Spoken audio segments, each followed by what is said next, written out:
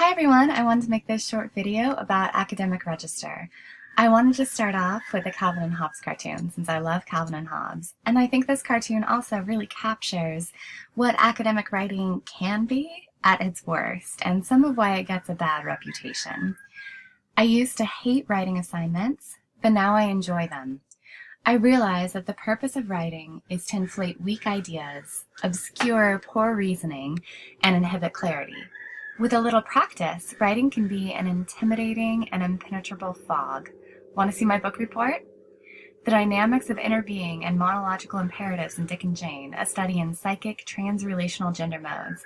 Academia, here I come. And this critique of academic writing as being a way to hide poor ideas or inflate weak ideas has been around for a very long time. So people have long been critiquing this style of writing as, an attempt to muddy the waters to make them appear deep when they're not really deep. So as a way to hide poor thinking. And for a long time, writers have been saying that if you have a really deep idea and you can express that in a very clear way, that shows a lot of skill and talent as a writer, and that's much better than trying to make things needlessly complicated.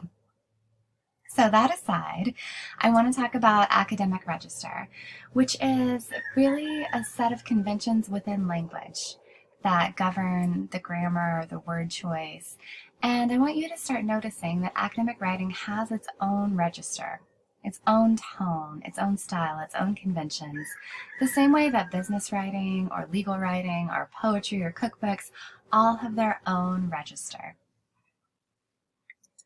Sometimes people will say it's a difference between spoken English and formal writing. So there's a difference between the way that we speak and the way that we write in a formal setting.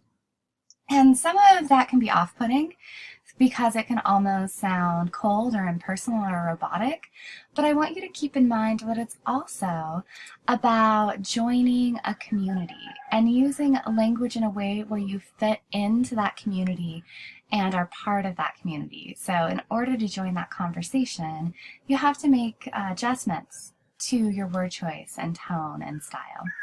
So Academic Register, these are some, conventions and ways that it functions differently from other varieties of English, differently than spoken English.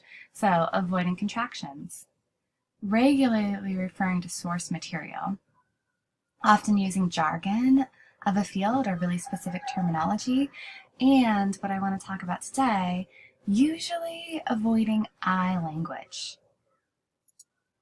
So some essays require I language. For your first essay, you wrote a reflection essay, and you need to use I language because you're being asked to reflect on your own experiences and ideas and use those as a sort of evidence.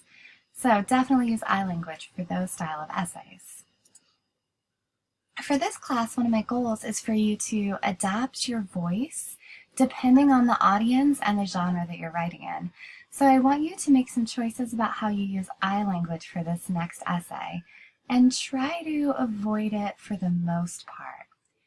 So even in very academic essays, it's often okay to use I in the introduction because a very typical way to start an essay is with a personal anecdote, and you can use those in the conclusion as well. So this is usually acceptable, but you should always check with your instructor to see if that's okay. I wanted to cover some reasons why teachers might ask you not to use I language in your essay. And a lot of this does just have to do with the conventions of the field. So first reason is tone. A lot of times when students use I language, it can create a tone that sounds like a public speech and not like a written essay. So here are some examples. In this essay, I will show, or the last point I would like to make about the issue is, as I mentioned earlier. And these kind of phrases are really great for speeches. People often use I to preview the main points or recap what they have said. And this is really useful because it tells your audience what the structure of your speech is, and they can't see that structure visually. But in an essay, the reader can easily look back and see what you've already written and they can also visually see the structure of your essay. So signposting like this is typically not something that you would want to use, or especially for short essays, or if you do use it, you would want to use it without I language. And you're going to see this in longer essays, dissertations, things that are hundreds of pages. The writer will often remind readers of what they said like 50 pages ago because we can't easily look back and see that. So statements like, the first section will explore this, or as discussed in the literature review. That kind of signposting is great for longer essays. The second reason has to do with some of the conventions of academic writing. So unless you cite something and clearly tell the reader it's somebody else's stance or position, your reader is going to assume that it's your idea. So when we're speaking, we often use phrases like I think and in my opinion. This is polite because it shows that there's other ways of looking at the issue, and it also is a way to just be explicit about what's your own opinion. But in writing, you want to avoid that because your reader knows that everything is your argument, your position, unless you've cited it. And the third, and I think probably best reason, is that style and clarity. So removing I lets you put the key idea in the beginning of your sentence. This is all about emphasis. When you start a sentence with something like, it is my belief, it can feel like you've started with some filler. And what happens is you're de-emphasizing the key idea in a given sentence. So in English, whatever is put in the beginning of the sentence, those first few words, it's like a position of prominence in the sentence. It gets the most focus. It's like the best seat at the table. So if you put something in there that's not adding anything, it's like you've wasted this really important position in your sentence. So, for example, it is my belief that the clearest explanation for the continued popularity of smoking is peer pressure. This sentence is not really emphasizing anything, but if I really wanted to, as a writer, emphasize the explanation, I'm really interested in why people are still smoking, I might start with the clearest explanation. Or if I want to emphasize peer pressure, then I would put those words first, and those words get more focus by me putting them first in the sentence. Here's just another example.